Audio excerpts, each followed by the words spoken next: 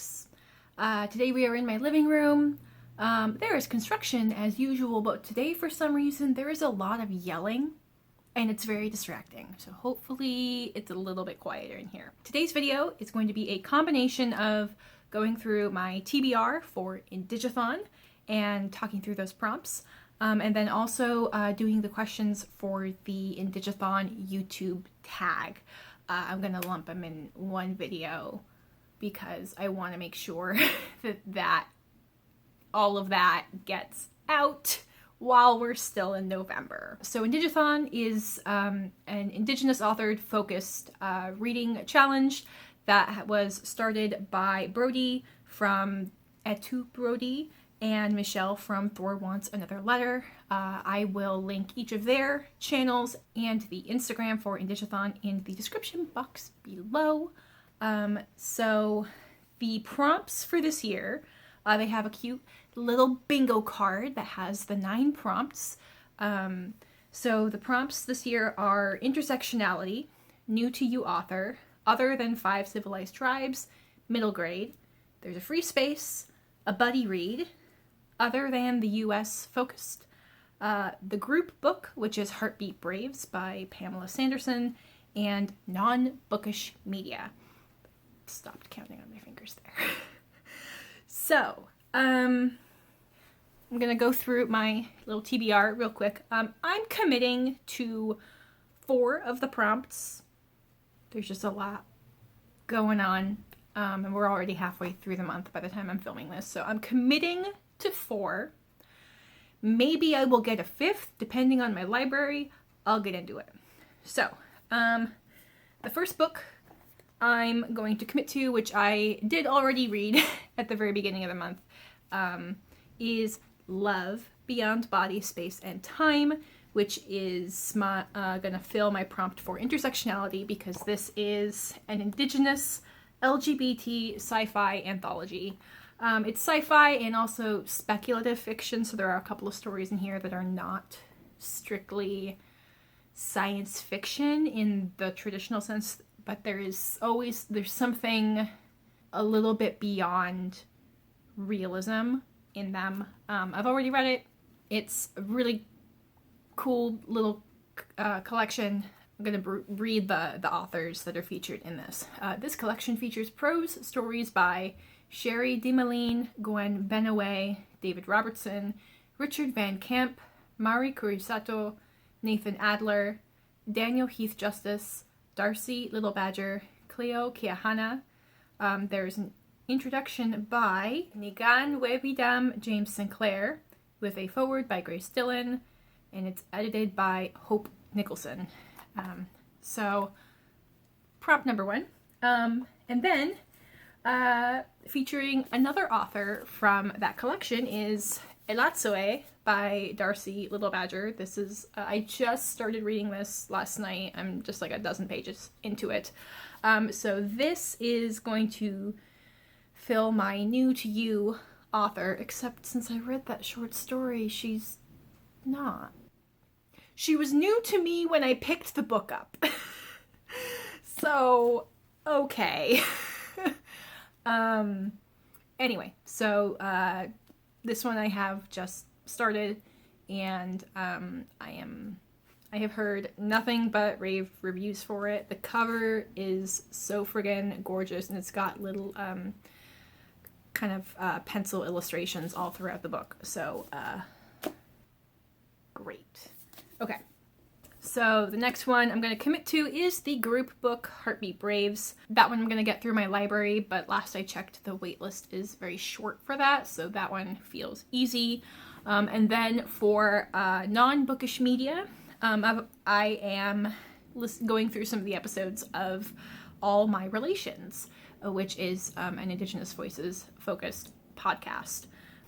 So I've listened to like 4 or 5 episodes so far, and it's really great. They cover a broad variety of topics. I listened through their 3-part segment about focusing on artists, especially in the time of COVID, which was very interesting, and each of the episodes had like a very different perspective of focusing on like the artists as individuals, and then focusing on like artists working within galleries and like selling their art, and just like great. I loved it.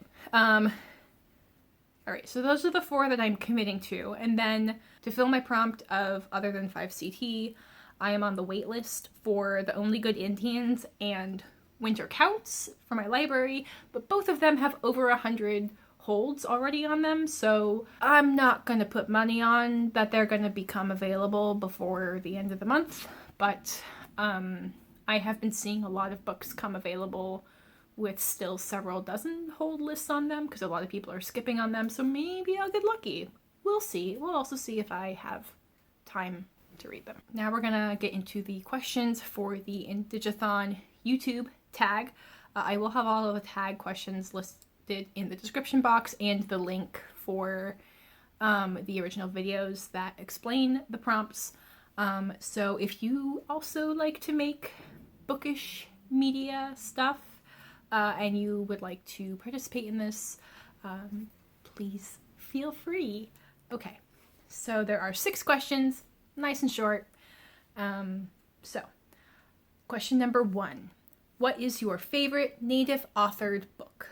I think I'd have to say Trail of Lightning by Rebecca Roanhorse. Granted, my list of books I have finished reading by Indigenous authors is quite short. But it's a lot longer than it was a year ago, so great. But there were a couple of contenders for this, but that one I think is the one I'm most likely to return to, and I'm very excited to continue with that whole series.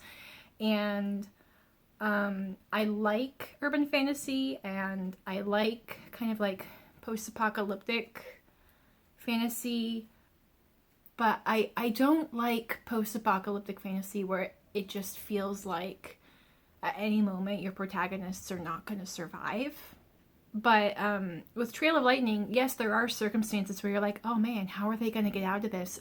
But there is something like easily digestible in knowing how empowered and how strong these characters are, and you're like, yeah, who knows how they're going to get through it and what scars they're going to have coming through it, but they are going to live to fight another day. I like it. Question number 2. Which book do you find yourself recommending most often? This one's also going to be Trail of Lightning. I promise that's the only repetition on my list. But I find myself recommending Trail of Lightning, I think, for the reasons that I like it, where it fits a lot of popular genres, and part of it is just like I have had the most number of circumstances where someone has asked for book recommendations, or someone has said, hey, I really like urban fantasy, or, you know, give me some non-white male authored suggestions for this, and that book has just kind of like fit the description. So, you know, as much as there are like other books that I've read that I would like to recommend, I'm in the mode where I'm trying to push like creative fiction recommendations, because like everyone, you know, there's a wait list 1,000 books long for, you know, How to Talk to White People About Race and The New Jim Crow, and, you know, all of these like really important, like not heavy, like nonfiction books, you know, either like history or a critical analysis or memoir, and that's great.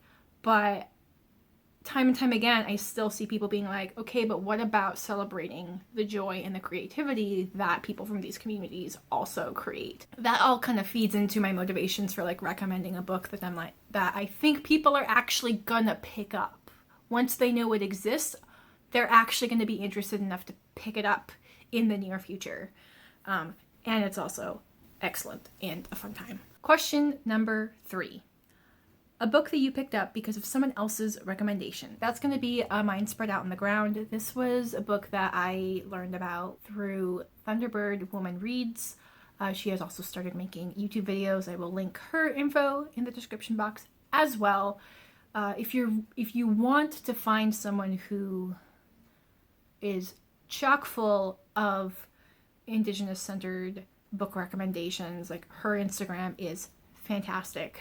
The amount of work she does, bringing attention to current events of what's going on in various Indigenous communities in Canada, Great book recommendations, great active human being. Okay, I'm talking so much about Danny and I didn't talk about the book. The book is a memoir, a collection of like kind of short focused essays. Some of them are like more Indigenous identity focused. There's some that are like more focused on the author's experience as a woman writer, as a parent, as a mixed race person. Yeah, this one I have a Kindle copy. So I read through, I think I read it in a day, which even though like it was like that engaging, it also means that like it's something that like I need to go back and try to reread slower and really digest it. But that was an excellent recommendation and it was great. Question number 4. What is the most recent book by a Native author that you have read? That's Love, Beyond Body, Space and Time. I finished this at the beginning of the month. And then there were a couple of other books that came through my library that I had to get through. And then now I have just picked up Elatsoe. So that was a short answer. Number 5. What is the next book that you plan on reading? That's the one that I just started, which is Elatsoe. Those were some short answers, finally. Okay. And are there any 2020 releases that you still want to get to? Definitely at the top of the list, since I'm already on the wait list, are Winter Counts and The Only Good Indians. There's quite a few more that, if I had time, I would like to get to them. I'm gonna just open up my Goodreads to read list and shout out a couple of other titles. And these are books that were released in 2020. Okay, I've gone through my Goodreads to read list and I have a couple more titles that were released in 2020 that I want to read. First up is The Mason House by T. Marie Bertineau. This is a memoir. Interesting to note that under the section of genres, the top genre listed is fiction. I know that that's like user generated, but like worth noting. Okay, then we have Black Sun by Rebecca Roanhorse. This is the first in her new series, Between Earth and Sky. I've seen a lot of people have this on their excited to read before the end of the year lists. Most anticipated 2020. Then we have Carrie, a memoir of survival on stolen land by Toni Jensen. And then the last 2020 release on my list is Five Little Indians by Michelle Good, which is a fiction book that follows 5 former residential school characters as they struggle to survive in 1960s Vancouver. Okay. So that is the Indigathon YouTube tag, and then also my TBR for Indigathon 2020. So again, I will have, you know, all the books, all the creators, all the like relevant, you know, social media and videos listed in my description box, along with a couple of other resources such as donating to bail funds across the country. I especially wanted to highlight something that I just learned about from the All My Relations podcast episode that I am listening to today, the episode that was released on May 26th. And it is IndigenousCOVIDresponse.com, which is an Indigenous created website that has a bunch of resources of how you can help Native communities deal with how COVID has impacted their communities. You can either donate financially, you can donate resources, etc. So I will definitely have the link to that in the description box, along with my social media if you would like to connect with me in other places. So great. I hope you have a good rest of your day. I encourage you to go out into the world and be curious. All right, I'll talk to you folks in my next video. Bye!